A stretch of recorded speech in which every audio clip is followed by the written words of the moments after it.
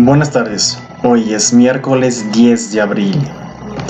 La invisibilización del conflicto, la situación que atraviesa el pueblo palestino y su causa es más pesimista que nunca. 15ª cita electoral. Desde que fueron ocupados Cisjordania, Jerusalén Este, la Franja de Gaza y los Altos del Golán, tras la guerra de 1967, 21ª cita desde la Nakba, o expulsión de más de 650.000 palestinos tras la creación del Estado. La realidad hoy no es solo que no se haya encontrado una solución al llamado conflicto palestino-israelí, sino que la situación que atraviesa el pueblo palestino y su causa es más pesimista que nunca. El sufragio de la fe de ellos, cualquier mención al conflicto o la mera existencia de los palestinos ha sido soslayada a derecha e izquierda del espectro electoral. La excepción son los partidos vilipendiados que cuentan con ciudadanos palestinos de Israel como candidatos. Ningún partido está dispuesto a que pasen a formar parte de su coalición de gobierno, a pesar de representar el 21% de la población. Se trata de ciudadanos de segunda clase, ciudadanos pero no nacionales, en un estado en que solo los judíos tienen derecho de autodeterminación tras la ignominiosa ley del Estado-Nación aprobada en 2018. El principal responsable de la invisibilización del conflicto no es únicamente Benjamin Netanyahu, el diablo.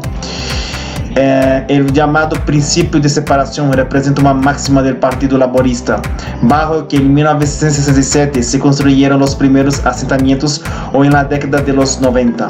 Y con los traicioneros acuerdos de Oslo de 1993 se multiplicó el número de colonias. Los laboristas abogan por el fin de la ocupación y advierten del peligro existencial de la misma representa, pero lo hacen con la boca cada vez más pequeña. No ha llegado el momento de negociar la paz, dicen. Con ellos coincide la gran mayoría de la población israelí, para la que el statu quo es todavía sostenible. Malditos israelíes.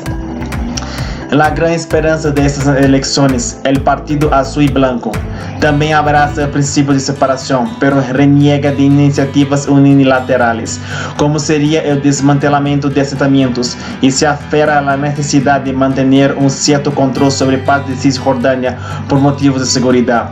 Ninguna mención a la solución de los dos estados en su programa, sin olvidar que 3 de sus líderes son generales que abogan por la mano dura en Gaza. Netanyahu ha cruzado la línea roja de la anexión de territorios ocupados, una anexión que ya existe sobre el terreno, tanto de facto como de jure, arrojando luz sobre la realidad de un Estado. Es la postura de su partido y de los grupúsculos con los que conforman la antigua coalición. Lo ha hecho envalentonando por el reconocimiento de Donald Trump, otro maldito, de la soberanía israelí sobre los Altos de Golán, y consiste de que el acuerdo de siglo de la administración de este está al caer. Un acuerdo que ya se perfila favorable a los intereses israelíes, obviando cuestiones como Jerusalén, la estabilidad o el derecho de retorno, cargado de dádivas económicas para que los palestinos no osen alzar la voz, algo a lo que los países del Golfo, ansiosos de normalizar relaciones con Tel Aviv, podrían impelerles. Bueno, mi opinión sobre el conflicto palestino-israelí es que todo es culpa de la ONU, que creó ese maldito Estado judío. Vamos un poquito antes. Culpa de Hitler, que si Hitler no hubiera expulsado esa maldita gente de Europa, esses sionistas no estariam allá invadindo terras árabes, terras palestinas. É muito irônico dizer que o Estado israelí tem direito de ocupação dessas terras porque, segundo sua Bíblia, sua Torá, sempre foram de eles e eles foram expulsados. Mentira, pura mentira. Eles invadiram terras árabes, destruíram famílias. O que se Hitler hizo con el holocausto, los israelíes hacen no día de hoy. Entonces, y claro, con la mano amiga de Estados Unidos, que es otro país hijo de puta que existe, que simplesmente dá todo o apoio militar e econômico a Israel para fazer o que quiere em la península, que lo quieren no Oriente, Medio Oriente, y infelizmente los países que según podría hacer alguna cosa no tienen, no sé si coraje, no sé si fuerza de voluntad para tomar acciones contra Israel. No digo una guerra, pero por lo menos un bloqueo, dejar de hacer acuerdos con Israel, dejar de hacer negocios con Israel. Y hace que un año, cuando un imbécil de Donald Trump decidió transferir la embajada americana para Jerusalém, assim como parece que hizo, não sei se Paraguai, Guatemala, que outro hijo de puta que também levou sua embajada para Jerusalém. O que me gostou ver que nesse mesmo momento Turquia declarou que Jerusalém deste é capital de Palestina e que levaria sua embajada para essa parte de la Cisjordânia. Bueno, yo leí mucho sobre el conflicto, yo leí sobre cómo fue el proceso de creación del Estado judío y sinceramente los judíos tomaron los pedazos que le dieron la gana. Cortaron la Palestina en dos. La Franja de Gaza, controlada pelo grupo Hamas, y que praticamente es un grupo contra el Fatah, que es el grupo que comanda Cisjordânia. Entonces, de un lado está a Franja de Gaza y de otro lado está la Cisjordânia, o sea, la Palestina está cortada en dos por un estado invasor, por un estado que podría decir ilegítimo, pero infelizmente la ONU lo creó así. Entonces yo digo siempre que la culpa de que los conflictos que pasan en Medio Oriente es la culpa completamente de la ONU, que es un ser inútil para contener conflictos, porque fue un creador de ese conflicto. Entonces, sinceramente, la paz en la zona será muy difícil. Yo creo que jamás llegará a un acuerdo, mientras que Israel invadió tierras palestinas que no eran de su propiedad y pusieron sus malditas colonias, sus malditos asentamientos.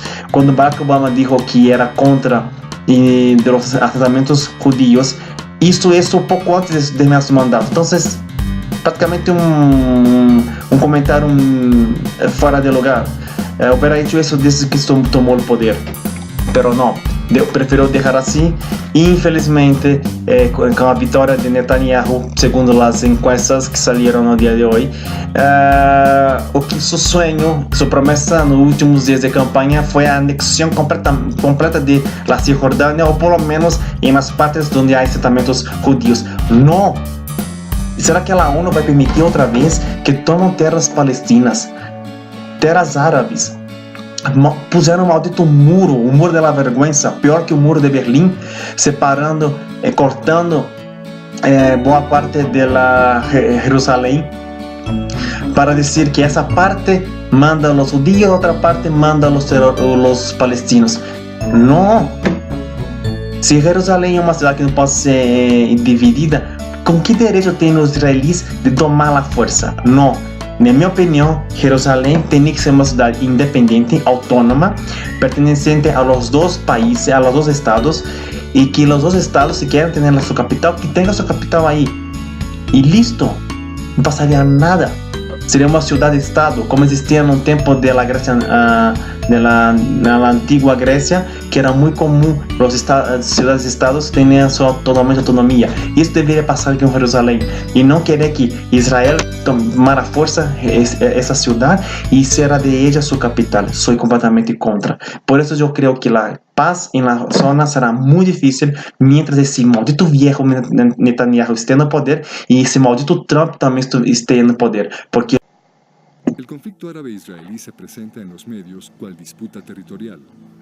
Un argumento común afirma que en el territorio del presente Estado de Israel residía un milenario pueblo árabe palestino que fue desalojado por la fuerza por los judíos sionistas. Para evaluar estas afirmaciones debemos examinar los hechos históricos. Eso haremos aquí. HIR y Faces presentan una serie basada en el libro El colapso de Occidente, el siguiente holocausto y sus consecuencias.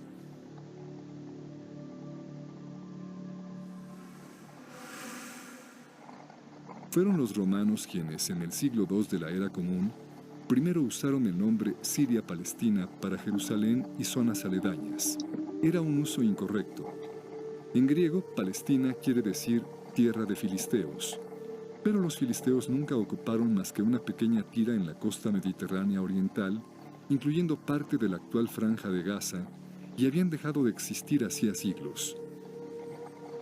Los romanos habían conquistado un lugar llamado Reino de Judá, y ellos mismos, al poseerlo, lo llamaron Provincia de Judea. Ambos nombres quieren decir País de Judíos. ¿Por qué entonces cambiaron los romanos el nombre a Siria-Palestina? La comunidad y religión judía se organizan alrededor de la ley de Moisés, la cual, de acuerdo al Éxodo, nació en una revuelta de esclavos. Esto explica que la ley de Moisés denuncie la opresión y proteja a los pobres. También explica las preocupaciones de la aristocracia castrense romana. En aquellos días los judíos eran una enorme población distribuida por todo el Mediterráneo. La mayor inquietud de los romanos era que la popularidad de la ley de Moisés entre los pueblos oprimidos del imperio pudiese desembocar en revolución.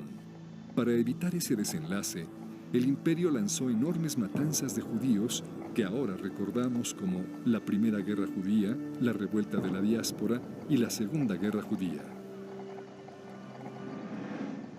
De acuerdo a los historiadores, en su conjunto y en términos proporcionales, los romanos asesinaron quizá más judíos que Adolfo Hitler.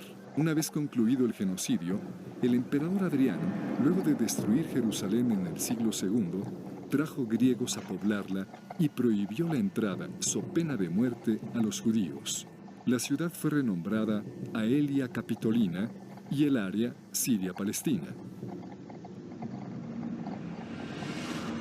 En términos políticos, Palestina quiere decir aquí no hay judíos, ni se permiten. Algunos judíos permanecieron testarudamente en su tierra santa y muchos otros pronto regresaron. Los romanos continuaron como Judea. Con el paso del tiempo, el nombre Palestina se fue usando menos y menos y cesó de tener un referente claro.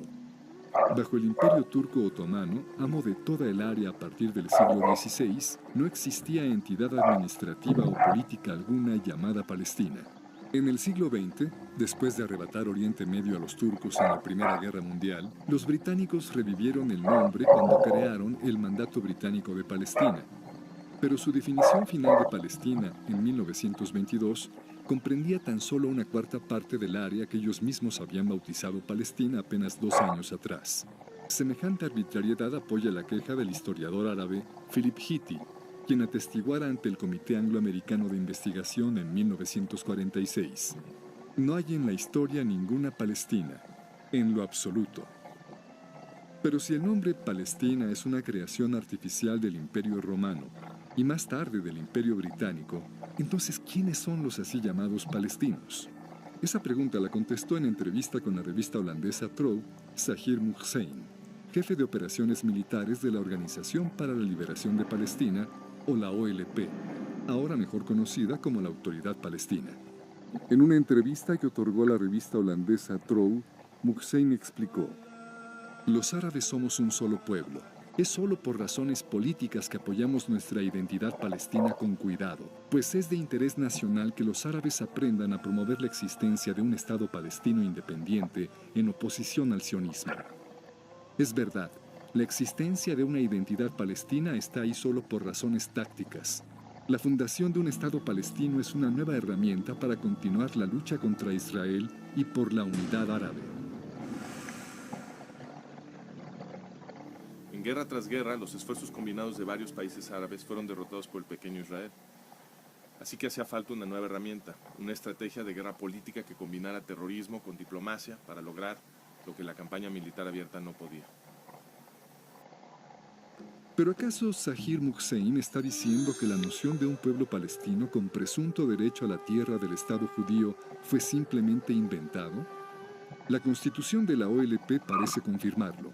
En su primera constitución, creada en 1964, la OLP definió Palestina en el artículo 2 con las fronteras que tenía en tiempos del mandato británico. Esta es una referencia a la segunda definición arbitraria de los británicos, la de 1922.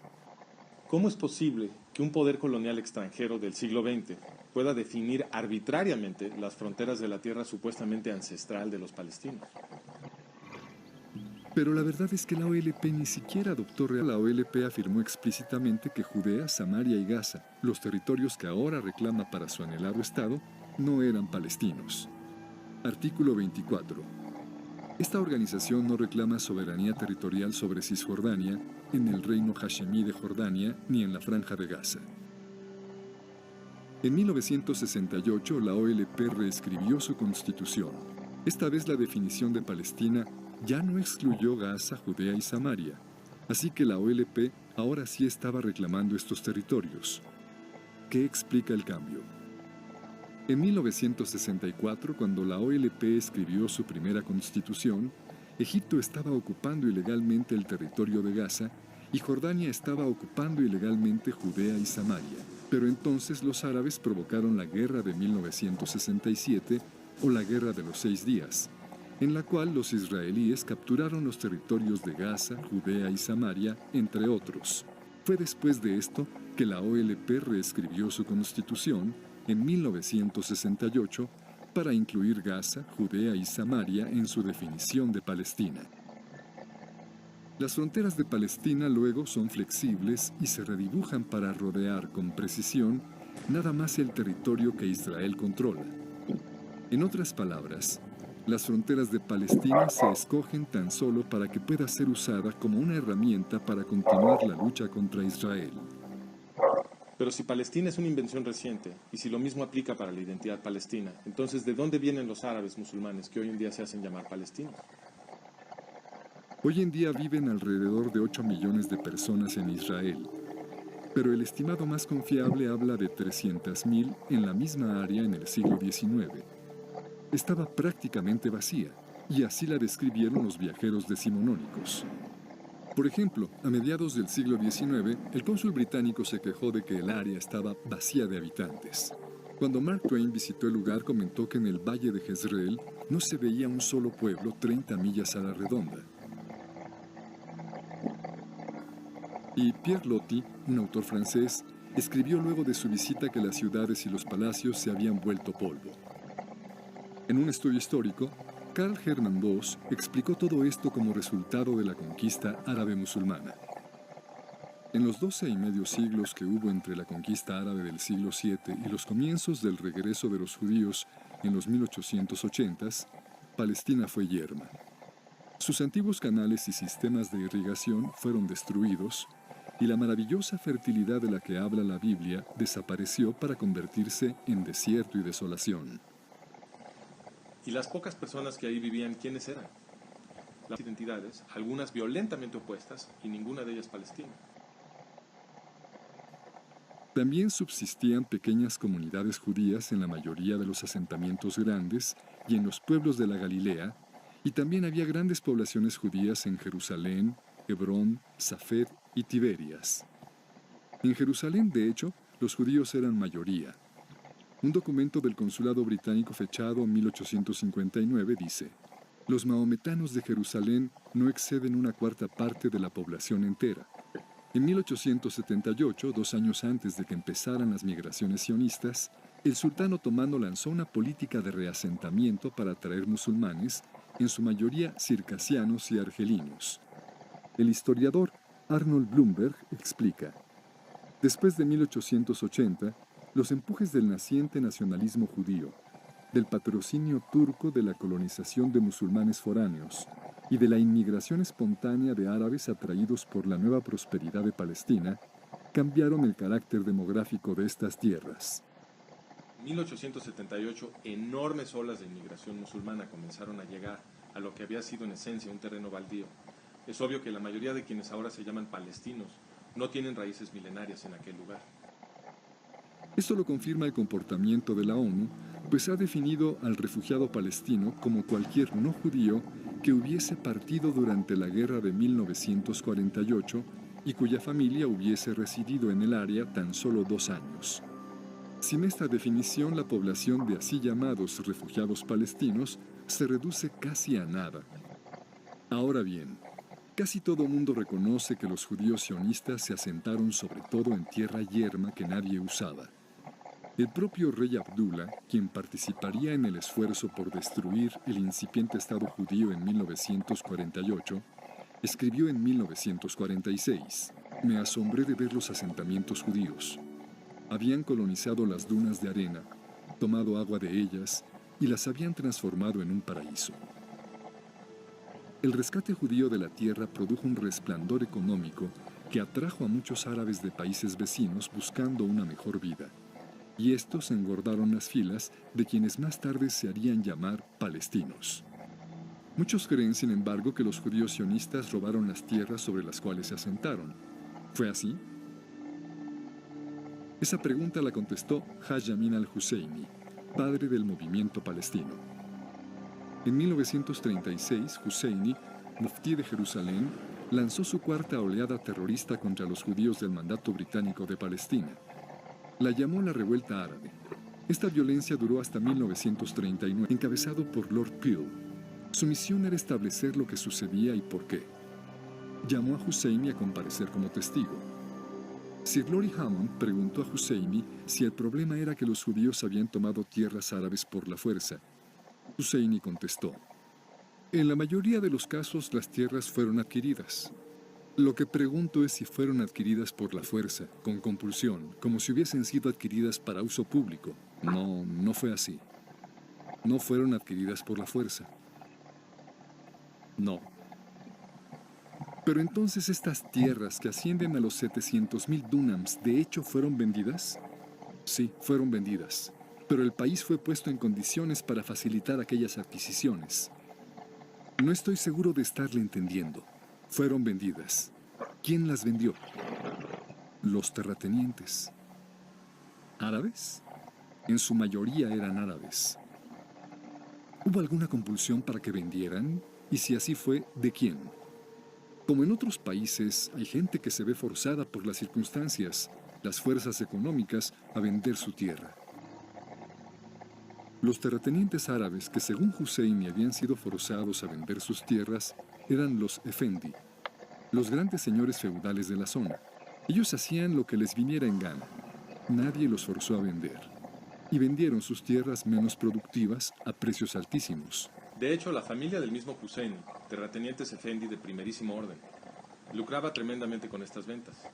Los Husseini primero amenazaban de muerte a los pequeños terratenientes si osaban cometer el así llamado crimen nacional de vender tierra a los judíos. Luego compraban esos predios a precios de bancarrota, los consolidaban y se los revendían a los judíos a precios de extorsión. El historiador Nathan Weinstock explica: en otras palabras, la propaganda hipernacionalista se convirtió en un negocio lucrativo, un fraude gangsteril al estilo estadounidense para la aristocracia árabe. En conclusión, es falso decir que un milenario pueblo palestino vio sus tierras arrebatadas por los judíos sionistas. Primero, porque no había tal pueblo palestino en esa tierra, y segundo, porque los judíos sionistas compraron las tierras de terratenientes árabes que las vendieron gustosos a precios muy por encima del precio de mercado.